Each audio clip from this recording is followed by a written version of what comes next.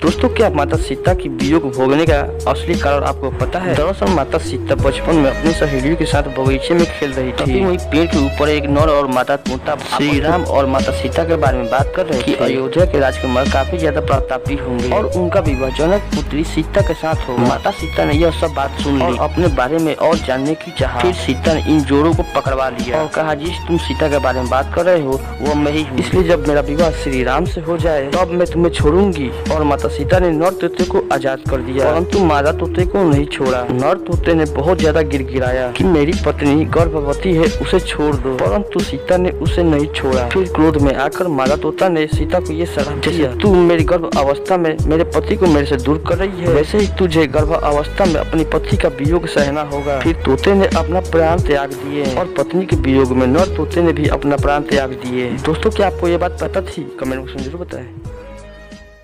दोस्तों, माता कुंती और सूर्य के अंश से जन्मे कर्ण का जन्म एक खास प्रकार कवच और कुंडल के साथ जन्म हुआ था, जिसे पहनकर दुनिया की उन्हें कोई भी ताकत हरा नहीं सकती थी। देवराज इंद्र ने धोखे से कवच और कुंडल को कर्ण से ले लिया था, जिस कारण इंद्र स्वर्ग में प्रवेश नहीं कर सके, क्योंकि इन्होंने इसे झूठ से प्राप्त किया था। ऐसे में इन्होंने इसे समुद्र के किनारे किसी स्थान छिपा दिया।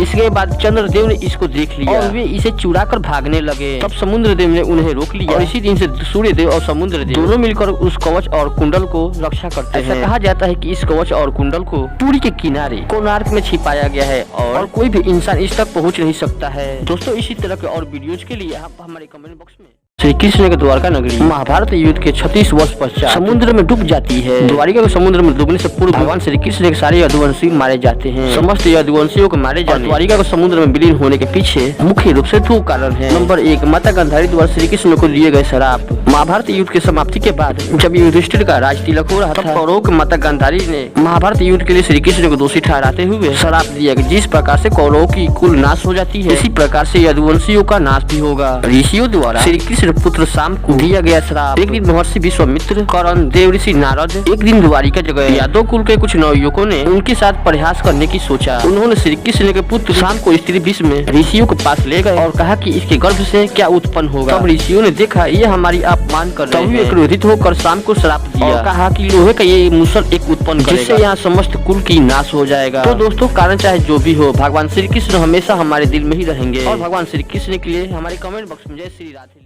दोस्तों, मध्य प्रदेश के पहाड़गंज में एक बहुत ही प्राचीन शिव मंदिर है। इस मंदिर में ब्रह्म मुहूर्त यानी करीब 4-5 बजे एक अदृश्य इंसान आता है और भगवान शिव की पूजा करके चला जाता है। और जो शिवलिंग पर बेलपत्र चढ़ाई जाती है वो कोई नॉर्मल बेलपत्र नहीं होती। आमतौर पर सभी जगह 3 मुखी बेलपत्र पाई जाती है, लेकिन इस जगह पर 7, 11, 21 मुखी बेलपत्र पाई जाती है। एक बार पहाड़गंज के राजा ने मंदिर में अपने सैनिकों को तैनात करके इस अदृश्य इंसान को पता करने के लिए भी कोशिश की थी, लेकिन 4-5 बजे के करीब सभी सैनिकों की आंख लग गई थी और जब वो उठे तो पूजा हो चुकी थी। बड़े बड़े साधु महात्माओं ने जानने की सच कोशिश की थी, लेकिन एक ठंडा हवा का झोंका आता है और सभी की आंख लग जाती है और जब तक कोई उठता है तो पूजा हो चुकी रहती है। इसके अलावा वहाँ पर सीसी कैमरा टीवी लगाकर भी इस रहस्य से पर्दा उठाने की कोशिश की थी, लेकिन जैसे ही ब्रह्म मुहूर्त का समय आया उसी वक्त कैमरा खराब हो गया और इसके बाद फिर से चलने लगे। वहाँ का स्थानीय लोगों का मानना है कि ये अदृश्य इंसान कोई और नहीं, अश्वत्थामा है। ये अश्वत्थामा ही भगवान शिव की पूजा करके वहाँ से चला जाता है और किसी को पता भी नहीं चलता।